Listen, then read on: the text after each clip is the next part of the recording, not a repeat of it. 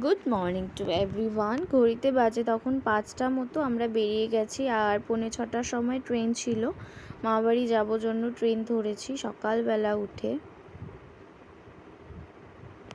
তিনজনে মিলে সুন্দর বসে বসে আমরা ট্রেনে চড়ে যাচ্ছিলাম। কোনো মানে হয় না।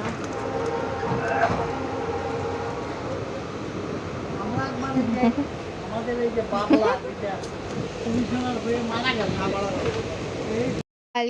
কালকে দুটো বিস্কুট ফ্রিতে পেয়েছিলাম, সেই বিস্কুটগুলো ব্যাগে ছিল।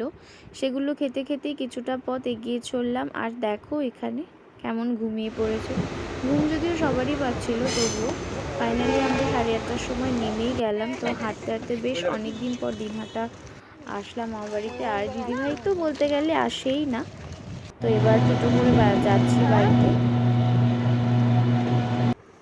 দিদিভাই কী কী এনেছিল সেইগুলোই দিদাকে দেখাচ্ছে। আর দিদা এতটাই ব্যস্ত যে মানে দেখার মতো সময়টুকু হচ্ছিল না দিদার। তো আর মা হচ্ছে দিদাকে কি খুচুর মুচুর দিয়ে দিয়েছিল। মা যেমনটা দেয় তেমনি দিদাও মাকে ওই খুচুর মুচুর দিয়ে দেয়। দেখে আমরা ওইটা নিয়েই হাসছিলাম।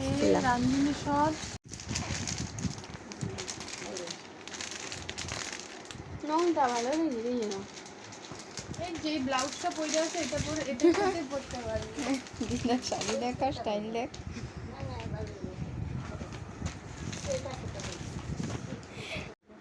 আমি মা বলছি দাও আমরা ভাজ করে দে টুসি। আরে না বিছানার চাদর ও দিদা, এটা না নতুন বাড়িতে গিয়া পাববা, বুঝছো?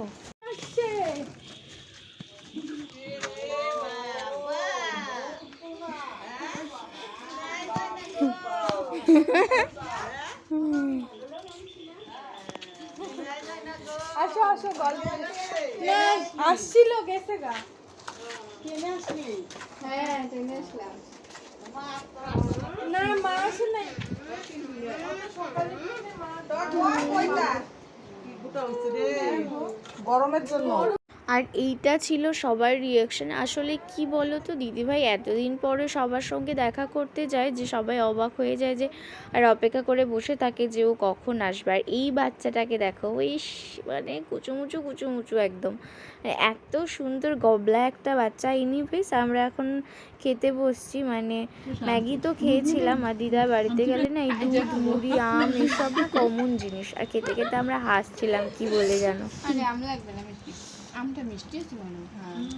এইখানে না দিদা এসছিল, যে আমরা দেখছিল যে ঠিকঠাক খাচ্ছিলাম কিনা। দিদা ওই কাজের মাঝখানে এসে যা হয় আর কি, একটু দেখতে এসছিল।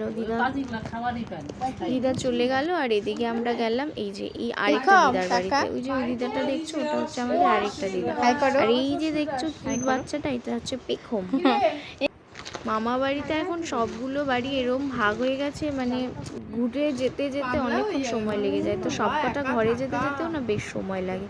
এক একটা ঘরে যাচ্ছিলাম, এক একটা জিনিস অফার করছিল, ঠান্ডা, জুস, কেক, চা, মানে অনেক কিছু। আর এদের এই জায়গাটাতে গেলে না কখনোই না মানে ওই ব্যাপারটা আসে না যে এত ভালোবাসা সব জায়গাতেই পাওয়া যায়। দেখে খুব মজাই হয়, আর মানে গিয়েও খুব আনন্দ লাগে। এখানে বানিয়েছিল আচার, কিছু বলছিলাম সবাই মিলে। ফাইনালি আমরা বেরিয়ে গেলাম। এবার খেয়ে দিয়ে রওনাও হয়ে গিয়েছি, মামার ওখানে যাব।